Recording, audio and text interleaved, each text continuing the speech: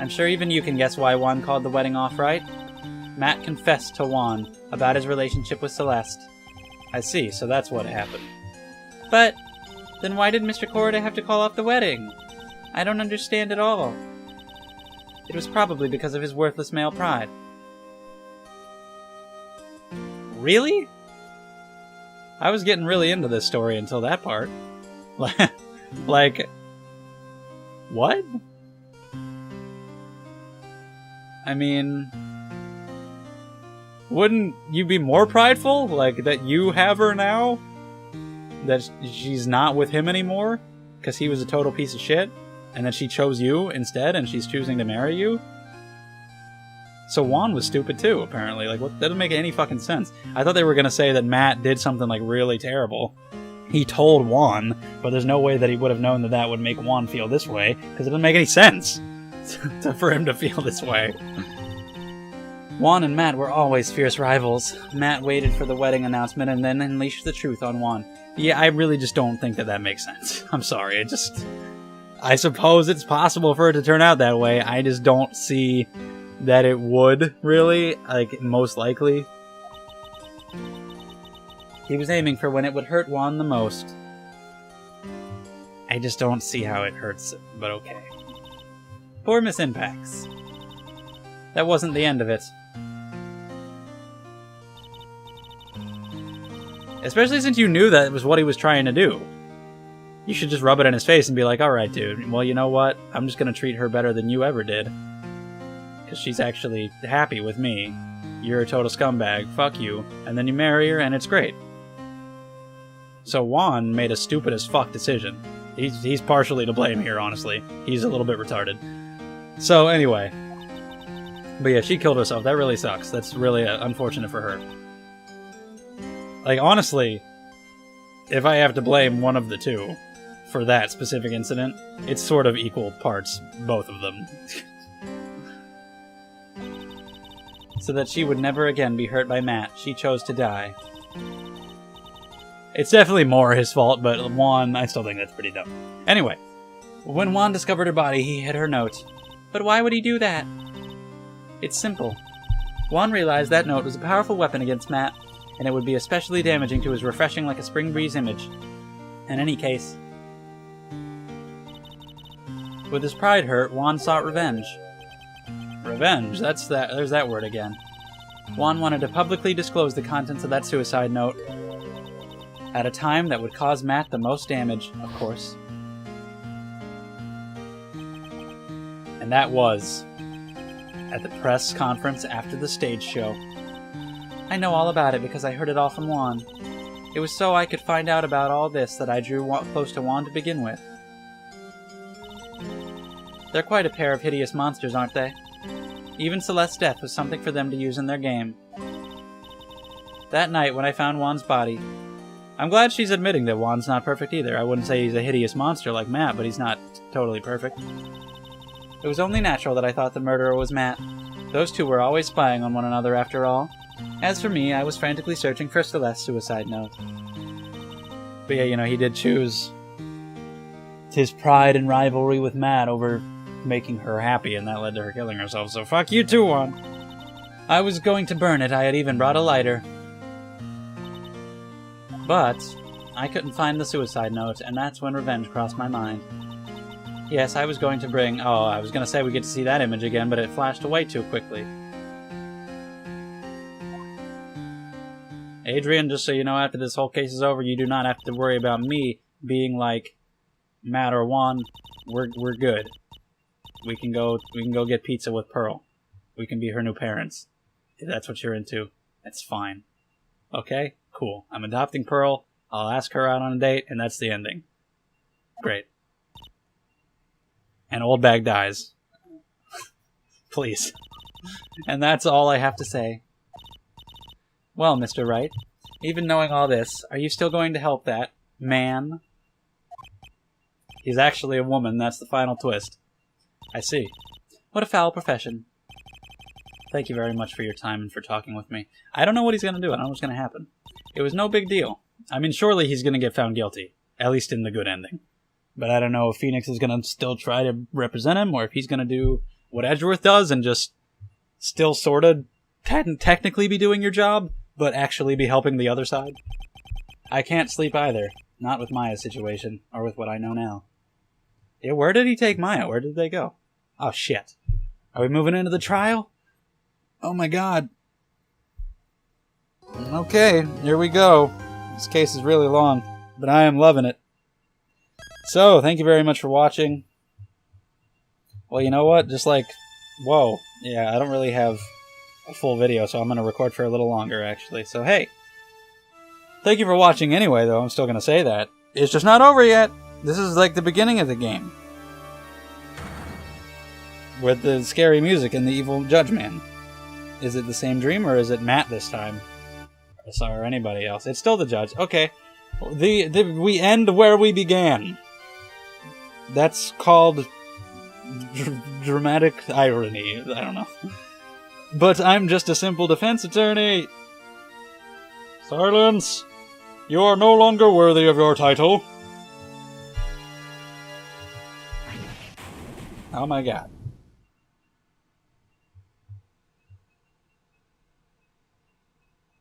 I've had this dream before, someplace, some time ago.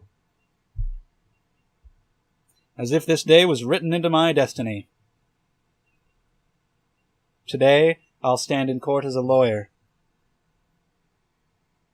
To prove a killer innocent. Shit.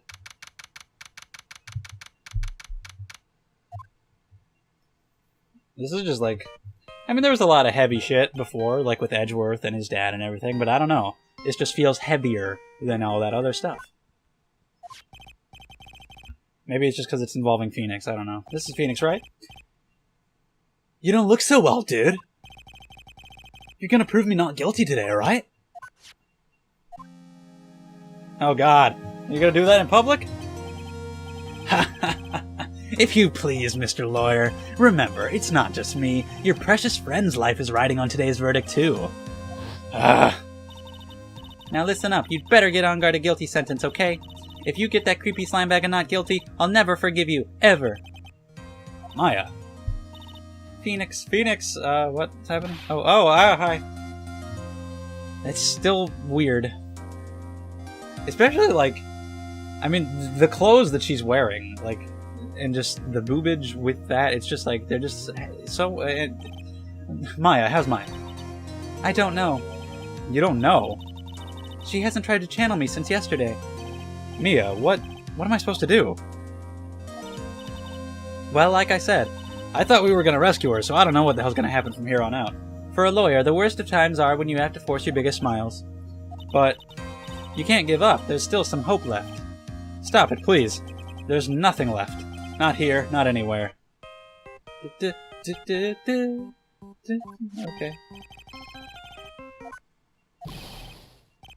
Why would it be on guard? Wasn't he just here? Was that not him in person? I mean, I guess it could be, but yeah. You're really mean, pal. Aw. Ah, Gumshoe, I didn't mean it. Where are you? They let me join the investigation team and we're chasing after the killer, pal. Oh, good for you, man. Then you have some sort of lead? Sorry, but right now we got 0 leads on the guy. Maybe they will catch him and save Maya, or maybe they'll save Maya but not catch him. We're not going to give up. I feel like we're going to get to the end of the case and it's going to be like a terrible moment and we're like, I can't do it because of Maya, and then we'll get a call that says she's safe. Can we get calls in the middle of court? I've interrogated a parrot. We can do whatever we want in the middle of court. Interrogated, you know what I mean. Until the trial is over, until the verdict is handed down, we're going to do everything we can to find the killer. If we can get Maya out, then you can get on God the guilty verdict he deserves, pal. That's true, I could do that if they found Maya first. You got that? So you have to do whatever you can to make the trial last longer. Oh, it'll probably be plenty long on its own, buddy. They usually are. I mean, generally we're just stalling for time anyway, just talking about random shit. It's not going to be any different. Now I get it. So I should, for a while, defend him. I need to play it like it's a real, you know, a real defense act, and then just do my normal thing and draw it out to give them time to find Maya. And then at the end we can say, fuck you, and take him out. because I'm sure they'll get her. Got it. Thanks, Gumshoe. Hey, Phoenix. You understand now, don't you? You have something money will never be able to buy. Friendship. And that, ladies and gentlemen, has been Phoenix Wright, Ace Attorney, Justice for All. Thank you for buying. 10 out of 10, A+. Friendship wins the day. That is there you go. Everybody now knows. Friendship! Anyway. It's the strongest weapon in the world, and you have it in abundance. And that is the message. That is what we're truly trying to instill here. Friendship. Looks like we're coming to the end. I have to make the trial last as long as I can. Gumshoe will come through. I know it.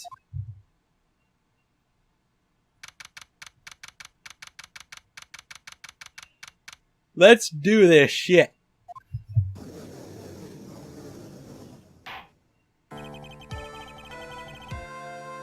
Court is now in session for the trial of Matt on guard. The defense is ready, Your Honor. Prosecution has been ready for a while, Your Honor. Now, as I recall, we concluded yesterday's session with a big mystery on our hands. The mystery being what exactly was Adrian Andrews' role in this murder. That is to say, is she really connected to the crime itself? Mr. Edgeworth, if you would please inform the court of today's proceedings. Adrian Andrews. She forged evidence that threw suspicion onto Mr. On guard. There that is again. And then proceeded to escape the crime scene by wearing a nickel samurai costume. Hold on that shot for a couple seconds, and we're good. The guilt of these actions are those from which she cannot escape. It's going to be really hard to pretend to be defending him, you know? To defend him. But it's all for a satisfying victory in the end. I'll have to push through. I'm not finished, Your Honor. Miss Andrews has nothing to do with committing the actual murder. I would like to direct the court's attention to this card. What is that? It looks like a shell. This is the calling card of a certain assassin. An assassin, you say? Yes, Juan was killed by a professional assassin. And the person who hired the assassin, his client, so to speak, is Matt on guard. Oh my god. What a surprising turn of events. It must be kind of weird to be the judge. Now that I really think about it, I gotta cut him some slack. Because we go through all this shit where we find out all this stuff, and he's not involved in any of it. He just goes home and jacks off and eats macaroni and whatever. Then he just comes in and we reveal everything to him all at once, and he's like, whoa! He's still pretty stupid. Or a troll. I know what's going on in this time. So I know that everything Edgeworth has said is true. But we still have to hold out as long as we can. At least until Maya's safe and sound. I wonder how the trial will turn out today. I don't know. Now then, please call your first witness, Mr. Edgeworth. Prosecution calls the defendant's mentor, Mr. Will Powers, to the stand. So, what did he witness? We still don't know that, right? No, then, witness? Is this the first time he's been on the witness's stand? Because he was the accused before. Okay. I'm, Will Powers. I'm a poor, underpaid action star. And what is your relation to the defendant? Well, that's, I guess I'm sort of a lousy mentor to him in a way. Yeah. Mr. Powers, please, you don't need to put yourself down so much. Oh, sorry. Well, but I'm just kind of a nothing sort of guy. On the night of the murder, you visited the defendant's room. Is this correct? Yes. I didn't know that. But you know, I didn't actually get to see Matt when I went. All you need to do is answer what you're asked. Now then, I would like you to please testify about when you went to Miss Rongard's room. Okay, sure.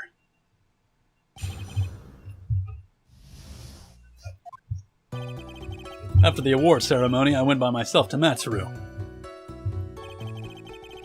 Matt was standing there in front of his room, still in his nickel samurai costume. That's the killer!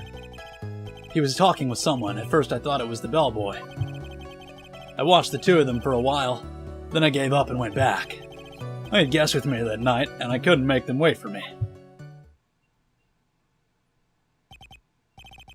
Oh, nothing sounds out of place in Mr. Powers' testimony. And talking with the bellboy is no big deal.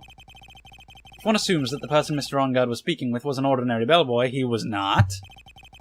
What are you implying? Thank you, Edgeworth. Actually, you're correct. It's so weird, because I'm like, oh yeah, thank you, Edgeworth, because that's putting us on the right track, but then I also have to think about the fact that I have to defend him for a while. It's actually very interesting. I like it a lot. This case is great. Well, Mr. Wright, let's have your cross-examination, shall we? It's entirely possible that I only like it because it's after Big Top, and it looks good in comparison. But no, it's legitimately great. A trap, can't you smell it? No? But for us to find out more, we're just going to have to charge in head first, right? Sure.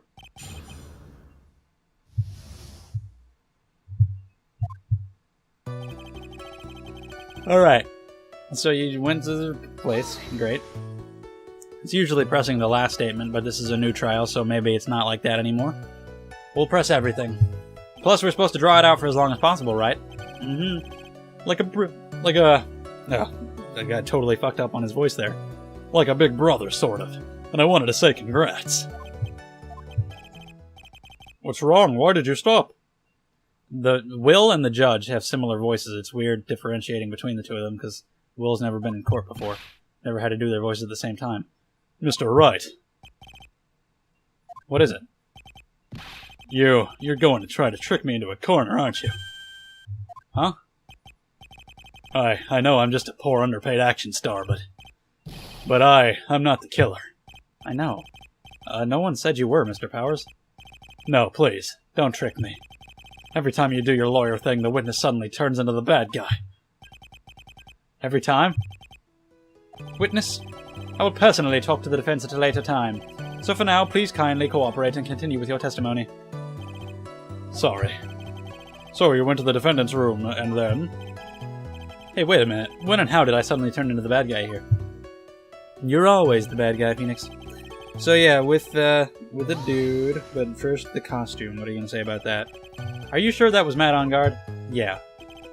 It's probably the right question to ask, though, because nobody's ever sure. Nobody's ever sees anybody's face. If that's the case, then he really can't be mistaken. And? What was the defendant doing, standing in front of his own room? Do you really not remember that it was the bellboy who took Maya away? Phoenix? At first? What do you mean by that? Well, he was in a bellboyish uniform, and he had a bottle of juice on a tray. Sounds like an ordinary bellboy to me. Yeah, but I didn't think he was a normal bellboy. Especially when the bellboy has such a defining feature as being cut in half vertically. Why did I think that, Mr. Wright? How am I supposed to know? Sorry, but I can't remember right now. Sorry. I guess I'm going to have to wait patiently on this one.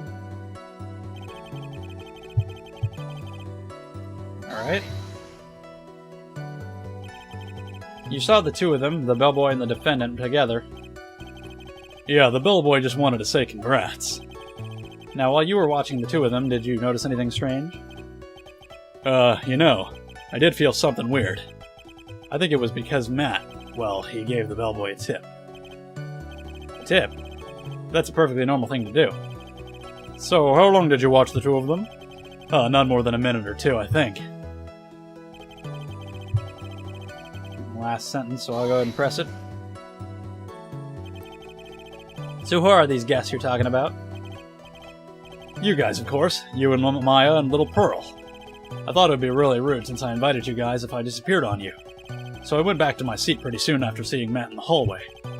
This is like squeezing water from a stone. It's probably pointless to press further. Okay, we gotta present stuff. Did Mr. Powers leave his seat that night? I don't know. I don't remember that happening at all.